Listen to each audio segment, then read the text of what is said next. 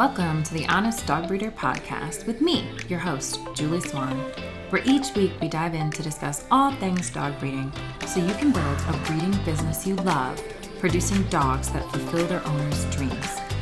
I believe you can have an honest dog breeding program that also pays the bills. So throw those pods in your ears while you're cleaning kennels. I'd love to join you. Have you ever had a litter born, raised, they go home and it was perfect? They all had wonderful families, you got the price you asked, and when that litter money was in your bank account, you thought to yourself, wow, imagine if I had 2 litters, this would be double. I've been there, it's exciting. What could you do with twice the money from your breeding program? My head goes to trips we could take with the kids, improved facilities for the dogs, or maybe paying off a vehicle or paying down the mortgage. All of these things are great feats to accomplish and would make the breeding program such a gift for your family.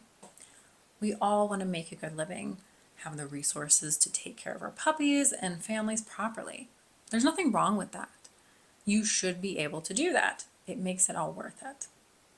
When you're breeding, it seems natural that to make more money, you need to produce more puppies, right? I have to be honest with you. It's not that simple. I wish it were, but then again, breeding isn't really simple. The truth is, as your breeding program grows, it gets more complex. I like to call this the compounding complexity of scale. Let's play it out and see what happens. We'll do a little math behind the scaling.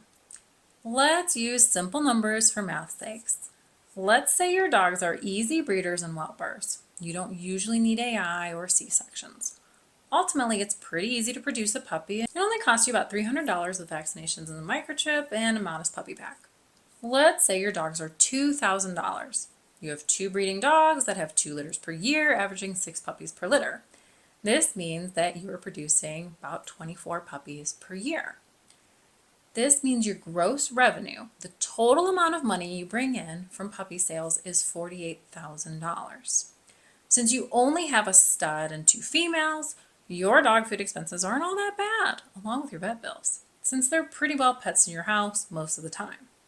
That means that you only need about $300 from each puppy to cover the overhead of owning the dogs and running your breeding program. So all in all, you charge $2,000, and after subtracting the $600 in expenses to produce puppies and your overhead, you are at $1,400 net profit on your puppies, which is a 70% profit margin on your puppies. This is a fantastic profit margin. If we calculated this out over the year, that's 24 puppies at $1,400 profit per puppy, then your pre-tax take-home for the breeding program is $33,600. Now, I get it. You probably don't want to live on just $33,600 per year, but as a little side hustle that you could have with another job, it's not that bad. Nearly an additional $3,000 per month, that's a sizable part-time job. Let's say you decide to double your breeding program and get 4 females, 2 studs, and instead of 4 litters per year, you have 8. Still averaging 6 puppies per litter. In this scenario, you're producing 48 puppies per year. Now, if you're doing it all yourself, you'd be doubling your work, but also doubling your profit, bringing home a little over $75,000 per year in profit. But let's say that you decide that you want to hire someone to help you part-time. They're going to come out during the week for a few hours and clean your kennels. You decide to budget $400 per week, which is pretty modest. For 20 hours per week, if you're paying them as a W-2 employee, covering taxes and workers' comp as is required by law, you'd essentially be paying them about $15 per hour. That's what the job would be advertised as. $400 per week for 48 weeks, let's say take a couple weeks off, that means that you'll have paid out $19,200. If we divide that out by the 48 puppies, we'll have added $400 per puppy in additional expenses. This means that our profit margin on each puppy goes down $400. So before we hired help, we were making $1,400 per puppy take home, and now we are only making $1,000. So instead of making 70% on our puppies, we are making a 50% profit margin. At $2,000 per puppy, we were making a gross revenue of $96,000 per year. But with the hired help, we are now making a 50% profit margin. So we end up with a pre-tax take-home pay of only $48,000. While this is better than our 33,600, it's only better by about 14,400, which is only $1,200 per month. We could argue it's worth it because it's more money. It could be your mortgage payment. But let's toss that around for a sec. What breeders often fail to consider when increasing the size of their breeding program is that it doesn't just increase expenses and the need for help managing dogs and cleaning. It increases stress, time away from your family, and the risk of burnout. Is the extra $1,200 per month worth the trade-offs in your quality of life? In addition to having to manage the employee and potentially losing money in expendables, you also have to sell twice as many dogs in order for this scenario to work. That means twice as much time working with buyers, answering questions, and it means you'll need to double your inquiries for puppies. This may mean doing more work with your website, SEO, your customer service systems, and probably more time invested in social media. If you're already strapped on time, which is why you hired somebody, you ultimately didn't save yourself any time. Is the additional $1,200 per month going to compensate you for this additional time spent? And that's without having to pay for any ads. We aren't even calculating that expense. Further, paying someone $15 an hour is not particularly high level pay, so don't expect to get over the top performance. There's a good chance you will be letting your standards slip a little when you hire someone. They'll never be you. Employees won't have the same stake in your business as you do, of course. While many are hardworking and well-meaning, small inefficiencies like wasted food or missed details can add up. Without clear systems and training, these small losses can reduce your margins significantly. I remember one reader reflecting to me that her employees didn't care if dog food was wasted. For example, she once saw an employee spill an entire scoop of dog food on the way to feeding a dog, and instead of picking it up, they just got another scoop, wasting what was dropped. Because an employee is not paying for your expendables and supplies, there's a good chance they'll be a little more careless with them than you would be. All of this is the cost of doing business when hiring an employee. This is why, as an organization gets bigger and bigger, it needs more systems and simplification to continue to produce at the same or similar level. It means better facilities, tools, equipment, systems, and having all these articulated as a standard operating procedure or SOP. These can all be built, but they also require time, testing, implementation, and tweaking, which simply means more time and money invested from you. Then you're going to have to answer any questions they have, and chances are they won't be messaging you at convenient times. Many breeders underestimate the time required to simply manage employees. It's a bit more than I'd wish, but that's just part of it. I've worked with a few breeders who have 4 or more employees, and in reflection, it seems like they primarily manage employees rather than run a breeding program. In essence, they changed from doing the work themselves to managing the people doing the work, investing the same amount of their time and taking home less money. Let me toss something else at you. What if you struggled to sell puppies and ended up discounting some of them? What if you let them go for $1,500 instead of $2,000? If you did that for 1 litter, 6 puppies, you would lose $3,000 that year, making the overall benefit of doubling your program to a mere $11,400, not even $1,000 more per month in pre-tax income. Let's flip that another way. What if you went back to the simplicity of 2 breeding females and a stud and 4 litters per year, 24 puppies? Yet instead of selling them for $2,000, you sold them for $2,500. Over the course of 24 puppies, you'd make an additional $12,000 per year, which is exactly what you were netting doubling the dogs, litters, puppies, buyers, and everything when you hired someone. I wish it were only 1, but I've been on quite a few coaching calls that started by saying something like, if I don't sell 20 dogs every month, my breeding program won't survive. As in, they must sell 20 puppies per month, 1 per business day, in order to merely cover their business expenses. It's not always that bad, but there are many times I speak with breeders and their overhead is over $20,000 per month. As you increase in size, you need help. You don't just need help managing dogs and puppies, but you need help with customer service, managing buyers. You need advertising, help either through hiring someone to help you with social media or paying for ads. Sometimes you're hiring someone to run the ads in addition to paying for the actual ads.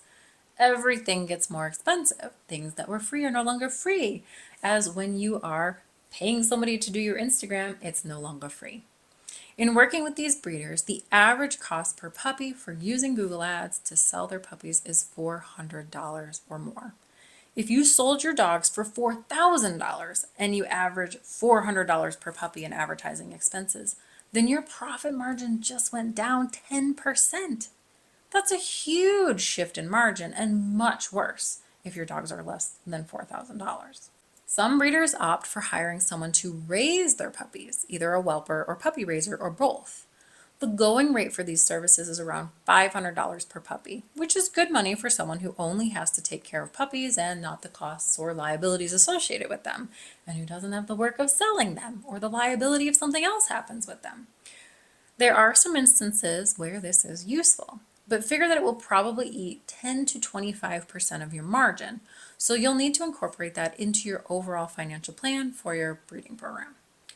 Dog breeding is a business where your money is made in the margin, more so than in volume, although they both come into play. Think of it this way. If you are making $500 profit on a puppy and you could find a way to make $1,000 profit on a puppy, then you would need to produce half the number of puppies to make the same numbers work. Isn't that incredible? If you could double your margin, you could cut your breeding program in half. I work with many breeders who believe they need to increase the number of puppies to get into profit. But I find often the reverse is true. They need to reduce the number of puppies and increase their margin. If your margin is $500 on a $2,500 dog, then if you could get your expenses under control, spending say $1,000 total out of each puppy to cover overhead and puppy costs, then you could cut your breeding program to 1/3 the size and make the same amount of money. That doesn't include the reduction in stress of dealing with a lot less dogs. With a smaller, more efficient program, you not only reduce stress, but also create more time to focus on customer relationships, your family, and ensuring every puppy has the perfect placement. Another thing to think about. Imagine that you need to produce 120 puppies per year to make your numbers work, as they currently are with your heftier overhead. Now, what happens if the market takes another swing, like the post-COVID crash? Many breeders saw a decline in inquiries of around 50%, half the amount of people contacting them. But imagine it weren't that bad. What if it were only a 20% decrease in inquiries? If you are producing 24 puppies per year, that means you'll need to work hard to sell about 5 puppies. Okay, that's not terrible. But if you are producing 120 pups and you see a 20% decline in inquiries, then you'll have to work hard to sell about 24 pups. That's a lot of extra work to manage an additional 2 older pups per month while waiting to sell your current pups. It can create a lot of headache and financial strain when you have leftover puppies. You need them to sell because you need to pay employees, and yet the market simply isn't what it was. Smaller programs are simply more resilient to the ebb and flow of the market. In my opinion, I don't want to be doing this if I am not making $1,000 or more per puppy. It is way too much work to not make any income. You'll have to see what that number is for you. Might not be 1,000, might be more, might be less. But figure it out and let's base it around it. In my most recent masterclass on breeder financial numbers and building your margin, I've created a large spreadsheet for you to plug in numbers and play around. You can see what your allowable expenses would be to maintain a certain margin, and you'll be able to see where you are falling short. I think you'll enjoy it. Should dog breeding be scaled?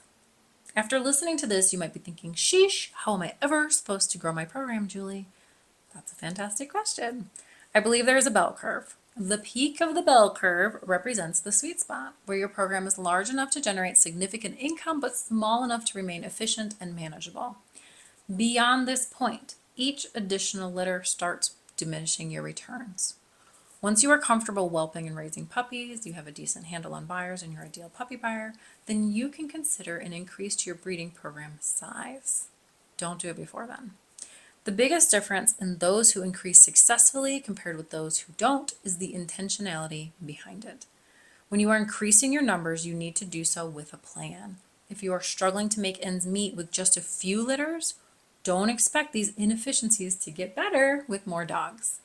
More dogs generally magnifies inefficiencies. Consider the added facilities to make employee labor reach further. If you don't have a system to teach an employee, don't expect hiring an employee to save you money. They need to learn that system from you, so you have to have the system first. In the bell curve of breeding size, the top of the curve represents the most income for your breeding program. As you increase the cost to produce a puppy, reducing your margins, expect your program to have diminishing returns with each additional litter produced.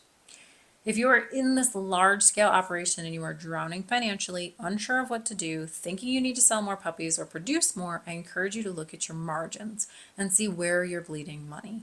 Reducing your overhead will lower your cost to raise a puppy. Obviously, we can't jeopardize the health and wellness of our puppies, but challenge yourself to find a more cost-effective way to make it all possible. It does exist, I promise. If you're really stuck and can't see a way out, schedule a business strategy session with me so I can help you see the path out. With the right margins, systems, and intentional growth, you can build a breeding business that's not only profitable, but also fulfilling, sustainable, and a true gift to your family and the families you serve. Thank you for joining me for another episode of the Honest Dog Breeder Podcast with me, your host, Julie Swan. I know numbers make people's head bang, but I promise this spreadsheet should help, and I know you guys can do it.